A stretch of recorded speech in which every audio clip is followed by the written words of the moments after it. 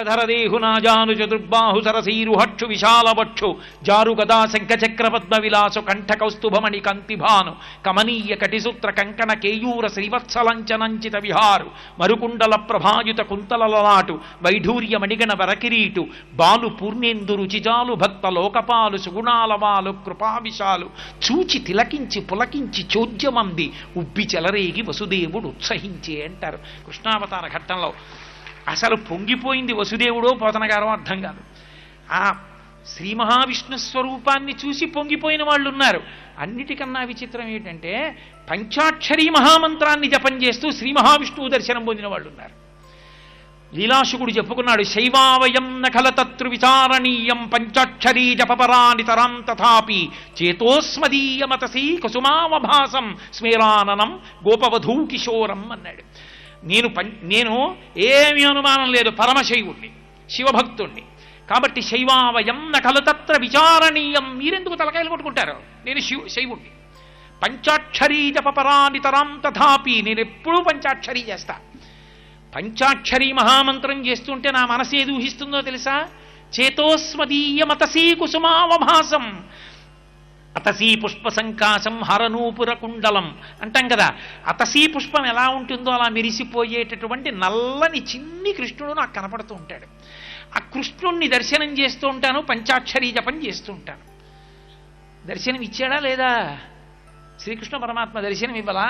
వ్యాస భగవానుడు పోతనగారు అనుభవించినటువంటి దానికన్నా ఎక్కువగా అనుభవించాడు లీలాశకుడు కృష్ణుడి యొక్క లీలల్ని.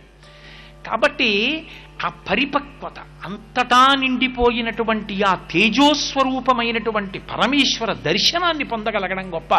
శంకరులు లక్ష్మీదేవిని పిలిచారు. శంకరాచార్యుల వారి జీవితంలో మొట్టమొదటి స్తోత్రం కనకధార.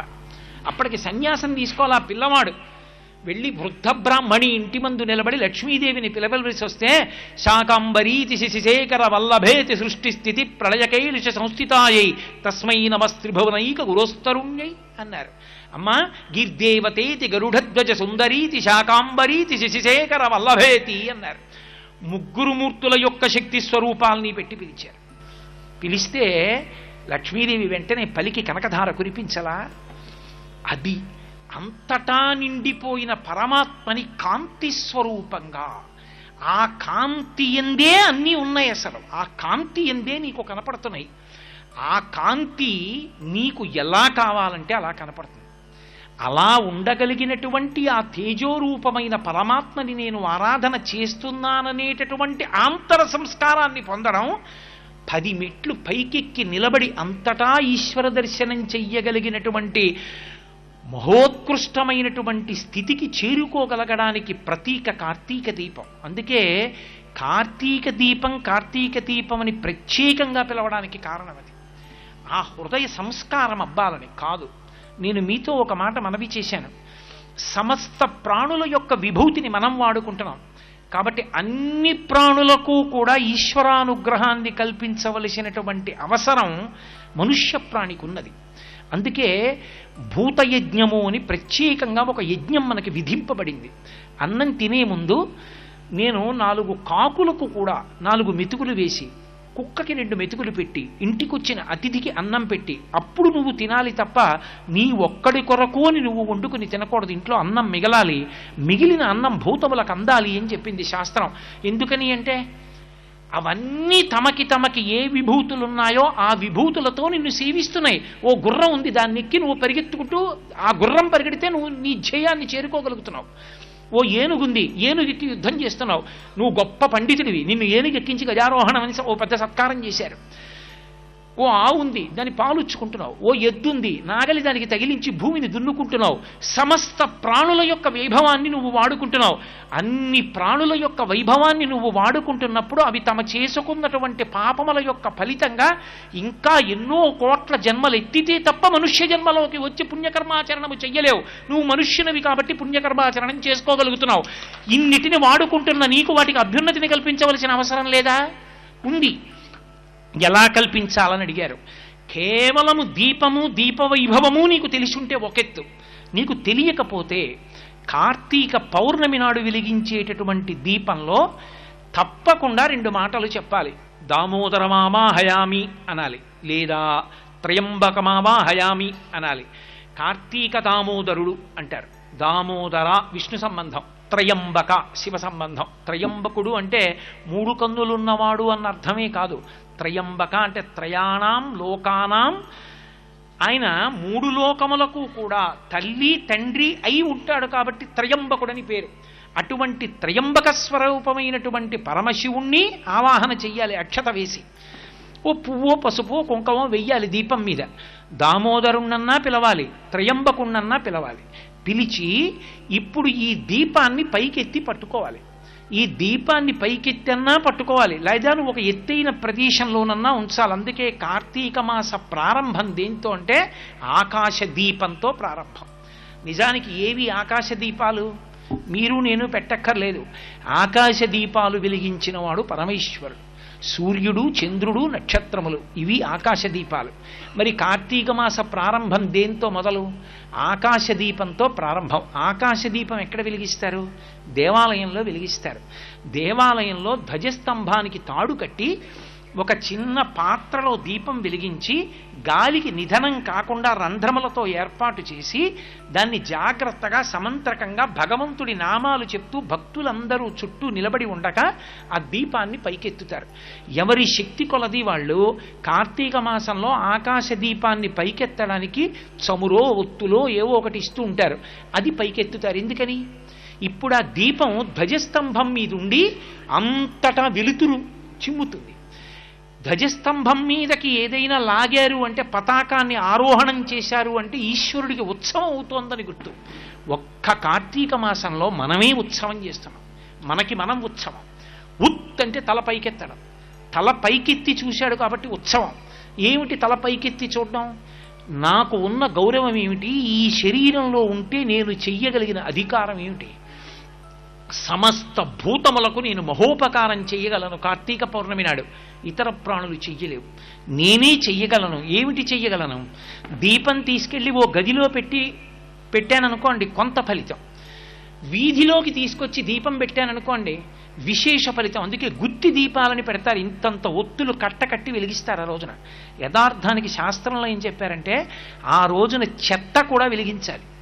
వీధులలో ఉన్న చెత్త కూడా వెలిగించేసేయమన్నారు. కానీ లౌకికాగ్నితో వెలిగించకూడదు.